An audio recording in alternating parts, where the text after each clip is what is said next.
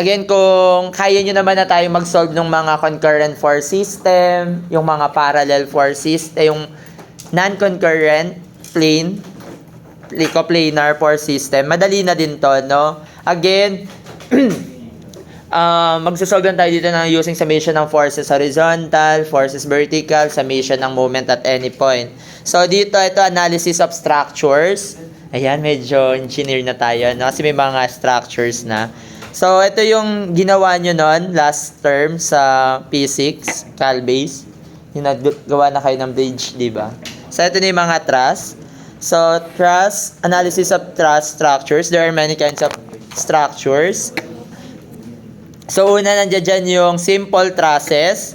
So, si simple trusses, an ideal truss is a structure which is composed completely of axial members. So, kapag sinabing axial, no, makarinig kayo ng word na axial, ibig sabihin, yung force is perpendicular sa cross-sectional area. So, for example, ayan yung member natin, yung force is perpendicular yan sa cross-sectional area. Ito yung cross-sectional area kung tawagin. And then, yung force, for example, ito yung cross-sectional area, yung force is perpendicular siya doon. So, yun yung axial force. No? And then, that are assumed to be weightless. No? So, yung mga weight nito is weightless. No? Ina-assume natin na weightless. Pero, pagka sinabi na may weight yan, ibig sabihin, yung weight nun ay mag-a-act sa center ng mga member. No? Ayan. So, members are connected by a pin joints. So, again, pag sinabing pin joints, nagkikerry lang siya ng horizontal and vertical. So, ibig sabihin, at any point sa trusses, sa joint na yan, zero yung moment natin. No? Walang moment dyan.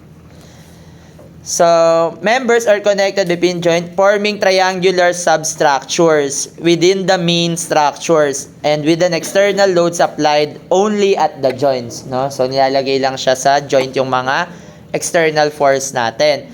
So, di ba nung gumawa kayo ng truss, bridge truss, so, iniwasan nyo na gumawa ng mga quadrilateral na shape, no? Wala nakagawa ng square. So, kung may gumawa man ng square na design, bumagsak agad siya, no?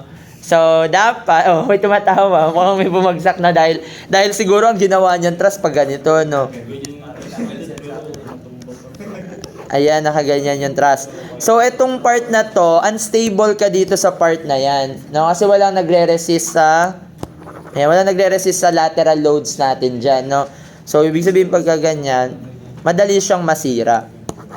Kaya, kung makakita kayo ng mga sample truss, makikita niyan puro triangle, no? Close by a triangle. Kasi yung triangle shape, napakatibay niyan, no? So, yan, wala naman kayo makikita dyan na quadrilateral, no? Puro nabubuo siya ng triangle. Tapos, ilagay sa gitna yung load. Pero, pinakamadaling gawin kasi na truss is, alam ko yung Pratt truss, no? Ito yung pinakamadali na truss. Pagkagagawa kay bridge building, pero matibay din naman yan. Tsaka yung hoe truss. Madali din yung hoe truss. Ayan. Yan yung mga kadalasan na ginagamit sa bridge building. Ito, Diyos ko, papakahirapan pa yung sarili nyo pagka nag-bridge building kayo. No? Pero yung pinaka madali pa is yung Warren truss. No? Kunyari, para kasi di ba dito, kada joint, pagka nagjo-joint kayo dyan, madami yung tinatalian nyo, yung wini-welding nyo, nilalagyan nyo ng glue stick. Pero madali yung Warren. Kaya si Kuya Will truss. Paano si Kuya Will? Ganyan. Ayan. Wow. Ayan. Ayan, parang ganyan yun. Ayan, di ba gagawa ka niya. Tapos ito, lalagyan mo lang dito.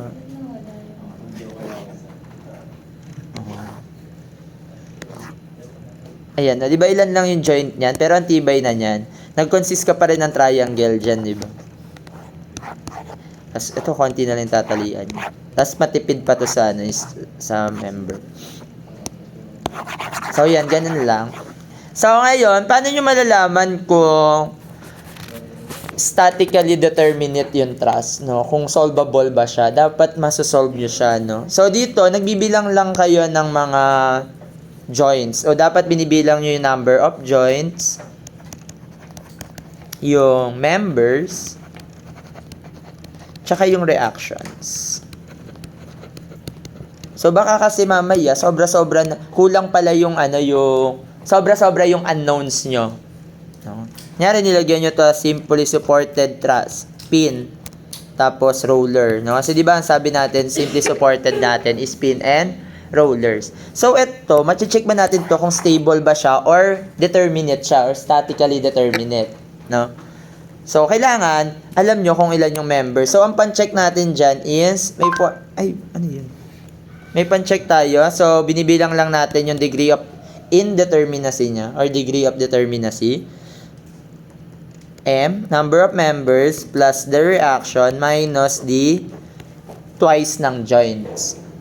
So, una, member. Ilan yung member? Yung member is joint to joint. So, for example, ito, this one member.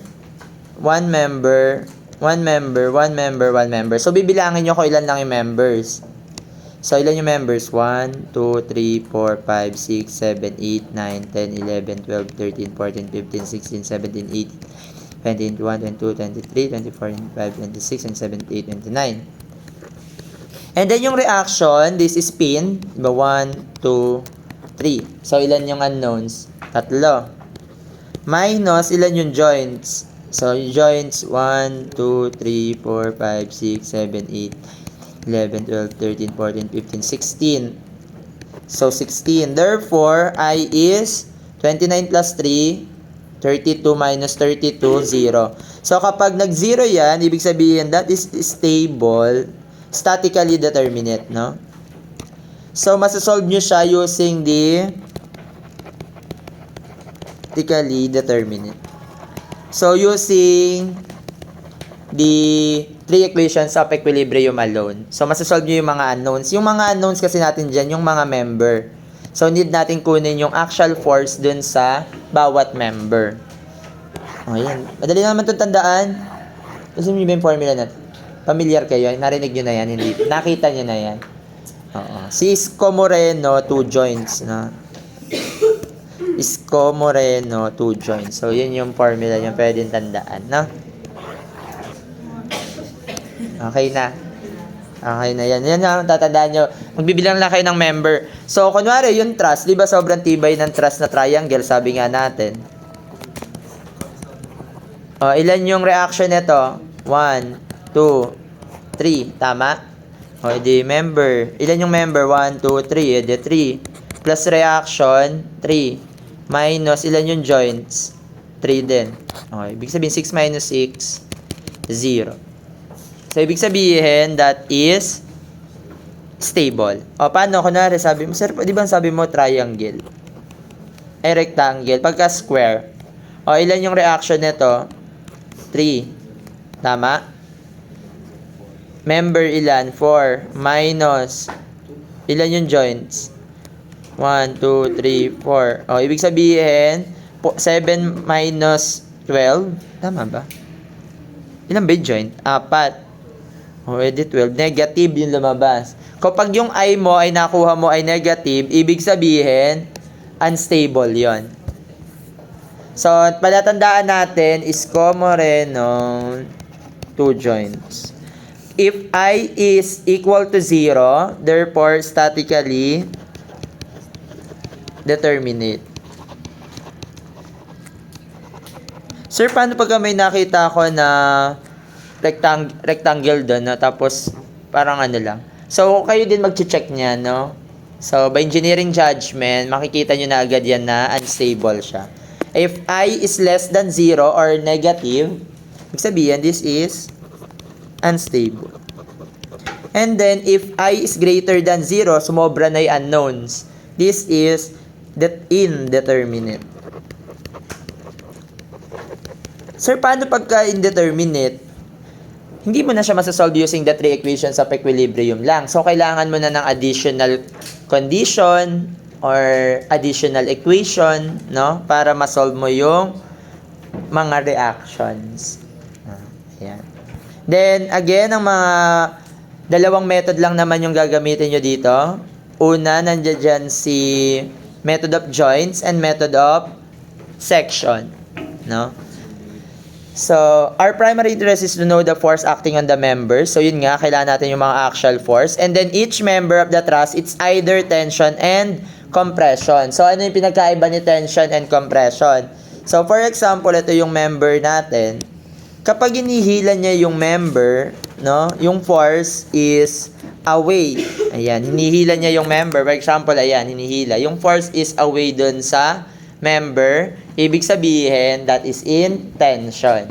Pero kapag yung force is towards dun sa member, kinocompress niya, so this is in compression.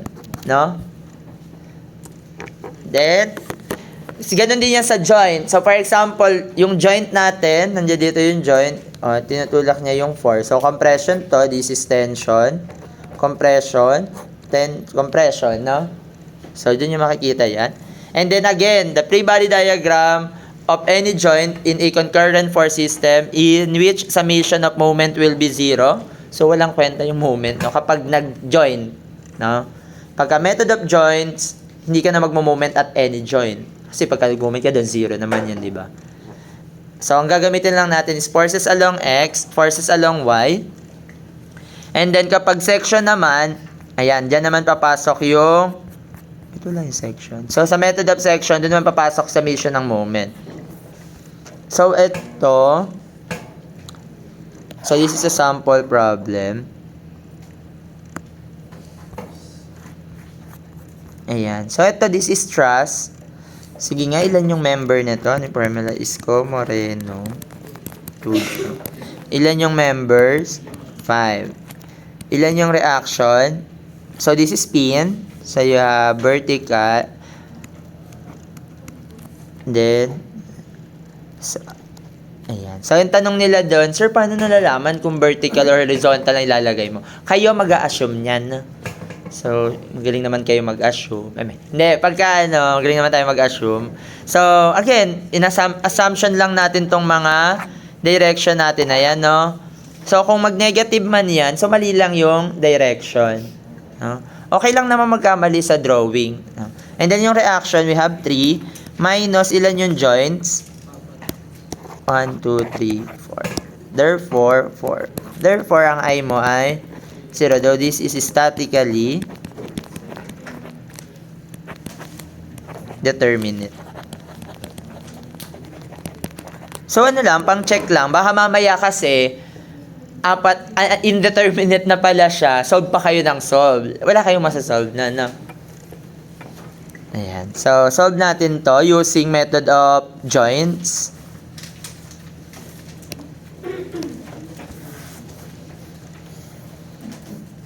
Bilis lang naman pala. Matatapos na. Ayan. Determine